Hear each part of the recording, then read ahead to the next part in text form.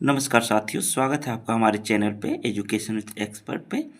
आज हम लेके आए हैं पर्यावरण के प्रश्न, जो कि ये प्रीवियस ईयर प्रश्न और एक टॉपिक है जैवमंडल, और इसी से हम लोग प्रश्न करेंगे। ठीक है, इस वीडियो से बहुत बड़ी वीडियो नहीं है, लेकिन मैं गारंटी के साथ एकदम 100% श्योर हूँ कि इसमें से कम 3 प्रश्न आपको आने की ज़्यादा से ज़्यादा संभावना है।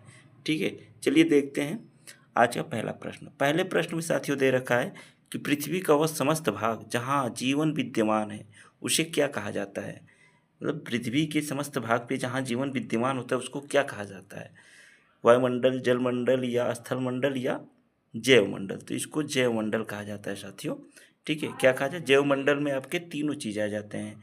वह क्षेत्र जहाँ वायुमंडल, जलमंडल और स्थलमंडल तीनों मिलते हैं वहाँ को उसको जैवमंडल कहते हैं। ठीक है, अगला प्रश्न है कि पारिस्थितिकी तंत्र मतलब इकोसिस्टम शब्द का प्रतिपादन सबसे पहले किसने किया था। शब्द पूछ रखा है साथियों, इकोसिस्टम शब्द का प्रतिपादन सबसे पहले किसने किया था। तो एज टांसले ने किया था 1935 में। अगर यहीं पूछ दे कि इकोलॉजी इकोलॉजी का सबसे पहले किसने किया गया था, अर्नेस्ट हैकेल का आ जाएगा नाम, 1866 में। ठीक है, चलिए इस अगले में देख लेते हैं डिटेल क्या दिया रहे हैं कि कोई ऐसा स्थान जहाँ स्थल, जल, वायु तीनों मिलकर जीवन के अनुकूल वातावरण का निर्माण करता है उसे जैवमंडल कहते हैं। ठीक है, सीधी बात है कि मुख्य रूप से तीनों प्रकार के जीव आते हैं, जिसमें पेड़ पौधे, पशु पक्षी, जंतु जगत और सूक्ष्म जीव सभी होते हैं जैवमंडल में। उसके बाद दिया अगला प्रश्न जो आपका पूछ रखा था इकोसिस्टम के बारे में, तो वो हो जाएगा 1935 में आर्थर ग्राहम टंसले, मतलब एजी टंसले ने ही 1935 में पारिस्थितिकी तंत्र जो शब्द आया था इकोसिस्टम उन्होंने दिया था। इकोलॉजी की और पारिस्थितिकी तंत्र सबसे पहले देखिए यहाँ पर आ गया, इकोलॉजी जो है या पारिस्थितिकी जो है वो सबसे पहले 1866 में अर्नेस्ट हैकेल ने दिया था। ठीक है, तो आपका यहाँ से दो चीज़ क्लियर हो जाएगा कि पारिस्थितिकी अगर पूछ ले, इकोलॉजी, इकोसिस्टम, तो इकोसिस्टम में आपका आ जाएगा एजी टांसले और इकोलॉजी में आ जाएगा तो अर्नेस्ट हैकेल। ठीक है, अगला प्रश्न हमारा साथियों है कि एक पारिस्थितिकी तंत्र में ऊर्जा का प्रवाह हमेशा कैसा होता है, बहुदिशीय, द्विदिशीय, एक दिशीय या चक्राकार। तो साथियों यह एक दिशीय होता है। कैसा होता है, एक दिशीय होता है। ठीक, अगला हमारा प्रश्न है कि पारिस्थितिकी में ऊर्जा स्थानांतरण का 10% का जो नियम दिया गया था किसके द्वारा दिया गया है, 10% का नियम। तो ये क्या दिया है, एजी टेंसले दिया है, रेमंड लिंडमैन ने दिया है, एपी ओडम ने दिया है, चार्ल्स डार्विन ने दिया है। इस चीज़ को आपको बताना है। तो टांसले का आप जानते ही हैं कि पारिस्थितिकी दिए थे। ठीक है, लेकिन ऊर्जा का जो स्थानांतरण है 10% वाला, ये रेमंड लिंडमैन ने दिया था। ठीक है, आगे इसका एक्सप्लेन देख लेते हैं साथियों कि ऊर्जा का प्रवाह कैसा होता है, तो सदैव एक दिशीय होता है। ये आ गया। ठीक है, जैसे में उपभोक्ता अपघटक तक ये ऊर्जा चलती रहती है, वापस उल्टा कभी नहीं आती है। ठीक, अब ये देखिए जो 10% नियम के बारे में, तो 1942 में लिंडमैन महोदय ने 10% का नियम दिया। इनके अनुसार अगले पोषण पर केवल 10% ऊर्जा ही जाती है, 90% ऊर्जा अन्य कार्यों में लग जाती है। ठीक है, ऊर्जा कभी नष्ट नहीं होती है, बल्कि वो इसका रूप बदलता है। ठीक, अगला हमारा प्रश्न है साथियों, वायुमंडल की सबसे निचली परत कौन सी है जहाँ मौसम संबंधी घटनाएं होती है। समताप मंडल है, क्षोभ मंडल है, मध्य मंडल है या आयन मंडल है। तो साथियों जो क्षोभ मंडल है इसमें हमारा मौसम संबंधी सारी घटनाएं होती है।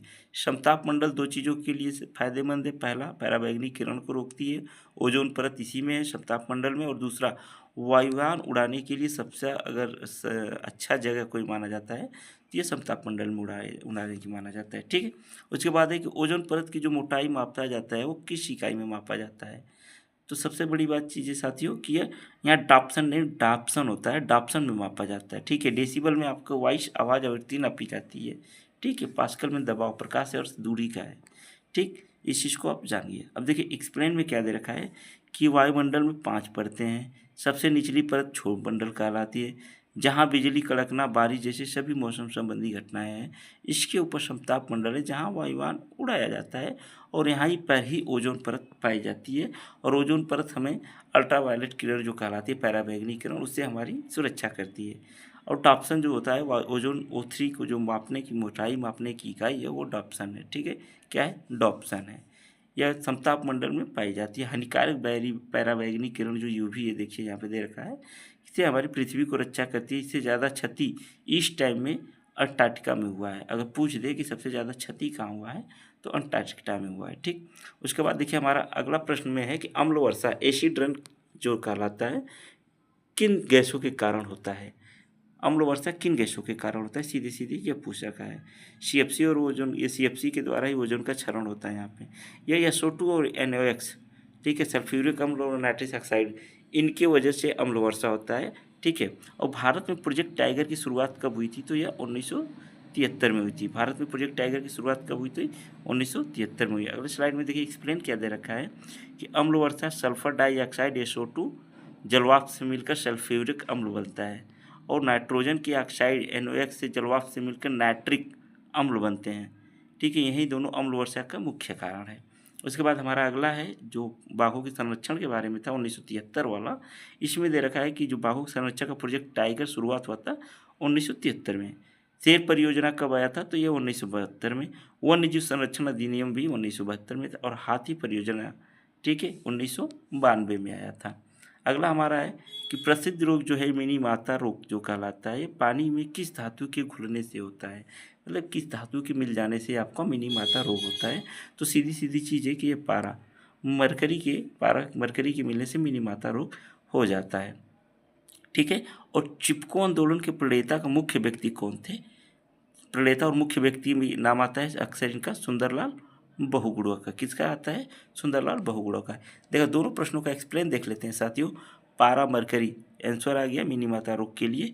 और ये देखिए पारा युक्त जल का सेवन से मिनी माता रोग होता है जिसमें अंगों की सहनशीलता घटती है। ठीक है, और कैडियम युक्त से इटाई रोग होता है, मतलब कैडियम से इटाई रोग होता है जिससे हड्डियाँ कमज़ोर होती है। फिर देखिए अगला चिपको आंदोलन का जो मुख्य प्रणेता वो चंडी प्रसाद भट्ट और सुंदरलाल बहुगुणा इनके सहयोगी थे, लेकिन अक्सर इसमें सुंदरलाल बहुगुणा का ही सही माना जाता है। यहाँ पे थोड़ा सा सहयोगी के रूप में आए तो सुंदरलाल बहुगुणा, नहीं तो मुख्य रूप से अगर प्रणेता की बात करा जाए तो चंडी प्रसाद भट्ट है। आगे मैंने अगर थोड़ा सा एरर कुछ बोल दिया होगा तो ध्यान दे लीजिएगा आप लोग।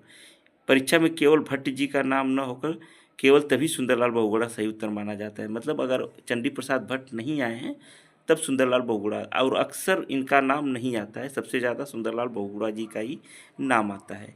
अगला प्रश्न हम लोगों का है साथियों, भारत में जैव विविधता हॉटस्पॉट जो कहलाता है उसका एक उदाहरण है। कहाँ पे है हॉटस्पॉट अपना, तो पश्चिमी घाट में पाया जाता है। कहाँ पे, पश्चिमी घाट में।